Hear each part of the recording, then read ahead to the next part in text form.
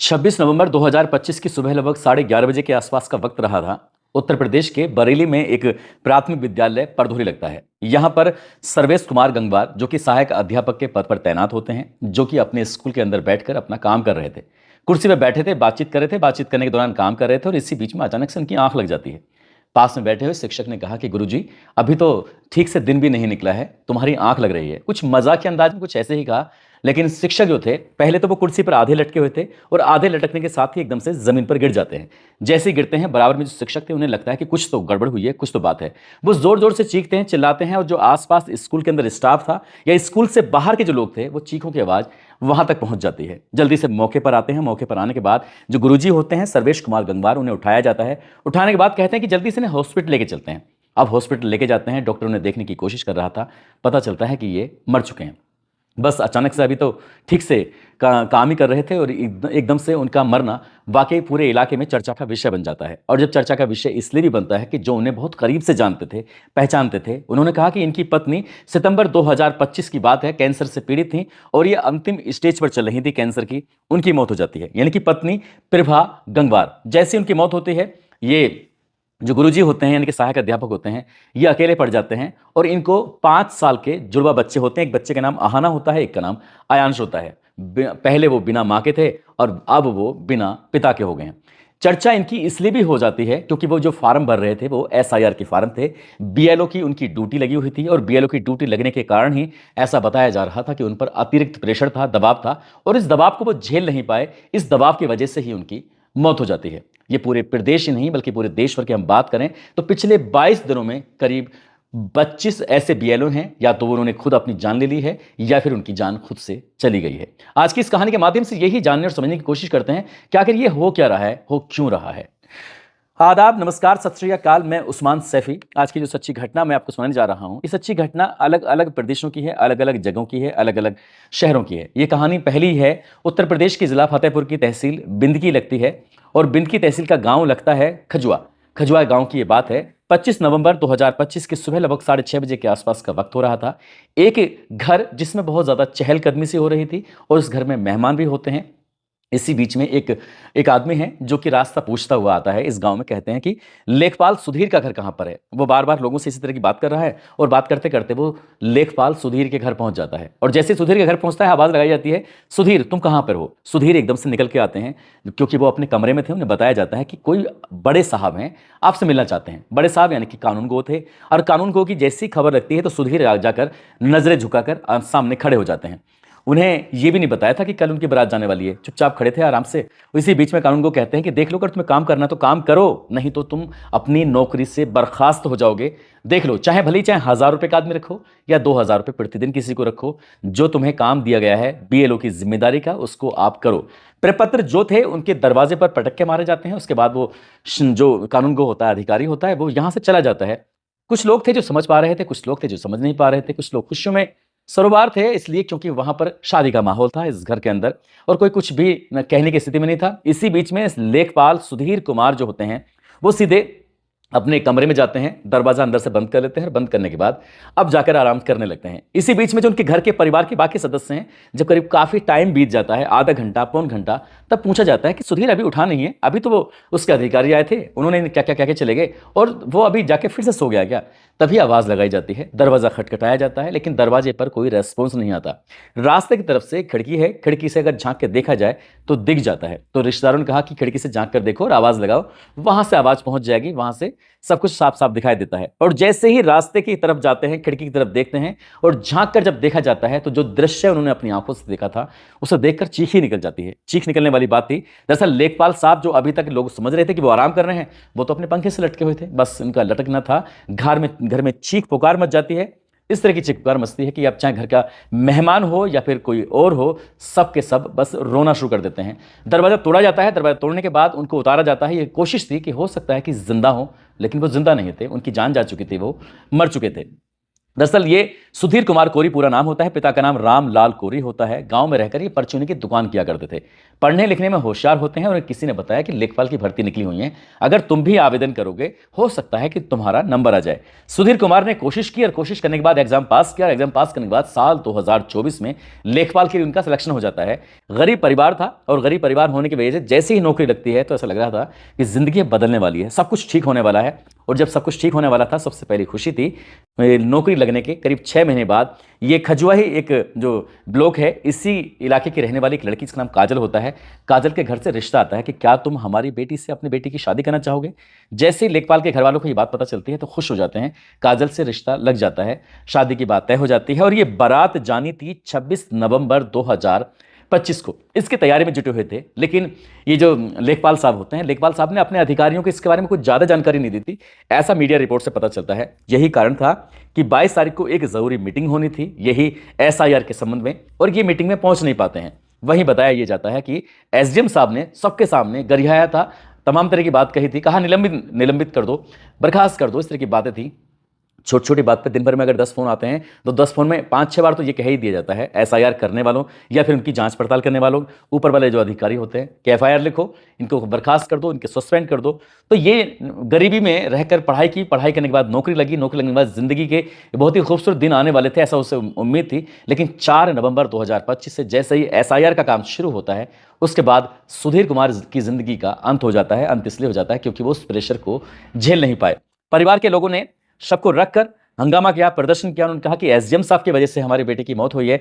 परिवार के लोगों का यह कहना था कि कानून गो की वजह से हमारे बेटे की मौत हुई है, इन दोनों ही अधिकारियों के खिलाफ एफआईआर दर्ज होनी चाहिए। लेकिन उच्च अधिकारियों ने कहा कि पहले मामले की जांच होगी, इसके बाद कार्रवाई होगी। अधिकारी ही अधिकारी के खिलाफ क्या जांच करेंगे, क्या कार्रवाई करेंगे, सहज ही अंदाजा लगाया जा सकता है।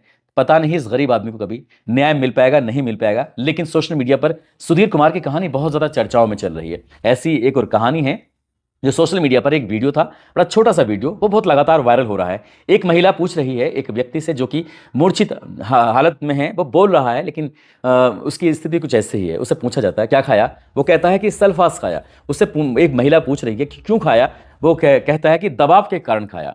वो महिला पूछती है कि किसके दबाव में खाया, वो आदमी कहता है कि एसडीएम, बीडीओ, लेखपाल, इनके दबाव में खाया था। हालांकि इलाज चल रहा है और वो इलाज के दौरान ही कुछ देर बाद पता चलता है कि उस व्यक्ति की मौत हो गई है। जैसे जैसे उस व्यक्ति की मौत की खबर फैलती है, वैसे वैसे ये वीडियो जो इस महिला ने बनाया था, उससे जो 2-4 सवाल किए थे, वो 2-4 सवाल ही सोशल मीडिया पर पूरी तेजी के साथ फैलने लगते हैं। न केवल उस प्रदेश में बल्कि पूरे देश भर में फैलने लगते हैं। लोग बस इस अपघटना के लेकर बातचीत करना शुरू कर देते हैं। हालांकि हम इस बात की पुष्टि नहीं करते हैं कि ये वीडियो बिल्कुल सच है, लेकिन जब ये दावा किया जा रहा है तो हो सकता है कि सच ही हो।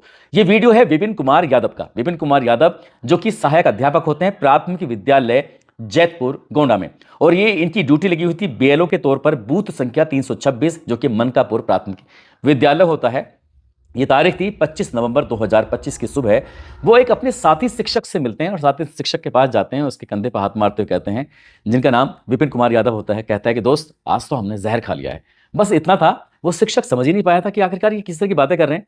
फिर दोबारा कहता है कि दोस्त हमने तो आज जहर खा लिया है। इस तरह की बात थी। जैसे शिक्षक ने ये बात सुनी, कुछ बेशुद्ध हालत में जैसे वो जाने लगते हैं, तब इस शिक्षक ने बाकी लोगों से मदद मांगते हैं और मदद मांगने के बाद उनको पास में ही एक गोनार्ड हॉस्पिटल होता है, वहां पर एडमिट कराया जाता है। डॉक्टर कहते हैं कि इनकी हालत तो बहुत ज्यादा बिगड़ रही है, इसलिए इनको हायर मेडिकल सेंटर यानी कि गोंडा के हॉस्पिटल में एडमिट करा दिया जाता है। अब ये खबर जो थी वो आम हो चुकी थी, गांव से शहर और शहर से मुख्यालय पर, मुख्यालय से एसएसपी और डीएम के पास तक पहुंच जाती है। डीएम एसएसपी में भी हड़कंप मच जाता है। तत्काल प्रभाव से हॉस्पिटल पहुंच जाते हैं और जाने के बाद डॉक्टर से पूछते हैं हालत कैसी है। कहते हैं कि साहब इनकी हालत बहुत ज्यादा खराब है, इनको हायर मेडिकल सेंटर रेफर कर दीजिए, और देखो रास्ते में बहुत सारा जाम की स्थिति भी हो सकती है। तो एसपी कहता है कि परेशान होने की जरूरत नहीं है, एक पुलिस की गाड़ी साथ जाएगी, पुलिस गाड़ी आगे रहेगी और एम्बुलेंस पीछे रहेगी। जितनी जल्दी हो सके इनको केजीएमयू यानी कि लखनऊ पहुंचा दीजिए, वहां इनका इलाज अच्छे से हॉस्पिटल में होगा तो ठीक हो जाएंगे। गाड़ी दौड़ रही है, भाग रही है, लेकिन जाम कहीं नहीं था और इनकी गाड़ी वहां पहुंच जाती है केजीएमयू में।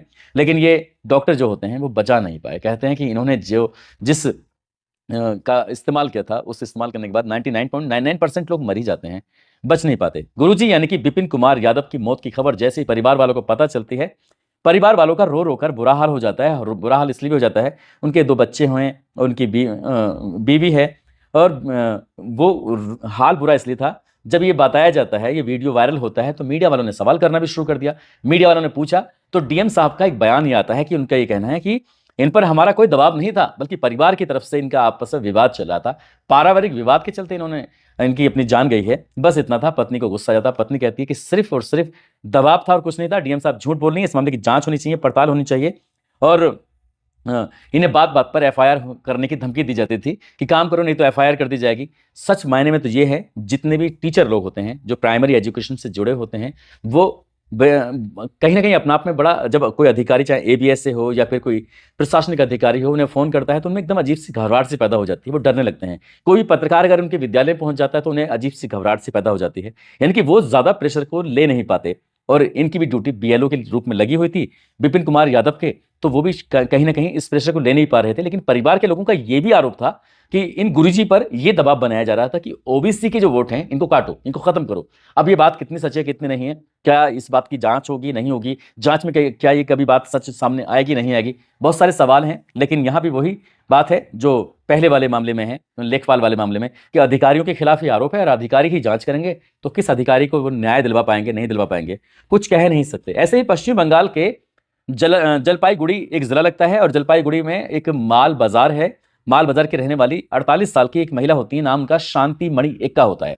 शांति मणि एक्का का चाय बागान इलाका होता है, वहां पर ड्यूटी लगा दी जाती है बीएलओ की कि आपको वहां जाना है, प्रपत्र बांटने हैं, भरवा के मंगवाने हैं, मंगवाने के बाद उनको ये एसआईआर करना है, इस तरह की। अब क्योंकि ये जानती हैं बंगाली भाषा और वहां रहने वाले हैं हिंदी भाषी लोग, जब वहां जाती हैं बार बार बातचीत करते हैं तो हिंदी भाषी लोगों को इनकी बात समझ में नहीं आती, इनकी बात उनको समझ में नहीं आती। और बीएलओ प्रेशर में रहती है, जब बीएलओ प्रेशर में रहती है तो उच्च अधिकारी ने डांटते हैं, उच्च अधिकारी डांटते हैं तो यहाँ आती हैं तो फिर इन्हें जो वोटर हैं वो डांटते हैं, मैडम आप सही से काम नहीं कर रही हो।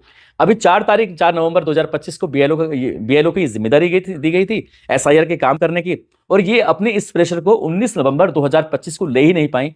घर के परिवार के लोग घर में ही थे, खाना वाना खा रहे थे, इन्होंने भी खाना खाया, लेकिन खाना खाने के बाद सीधा अपने आंगन में जाती हैं, और आंगन में जाने के बाद ये अपने जीवन लीला को एक फंदे से लटकर समाप्त कर लेती हैं, खत्म कर लेती हैं। और जैसे ही परिवार के लोगों को ये बात पता चलती है तो परिवार वालों का रो रो कर बुरा हाल हो जाता है। दरअसल भारत के करीब 12 राज्यों में एसआईआर हो रहा है।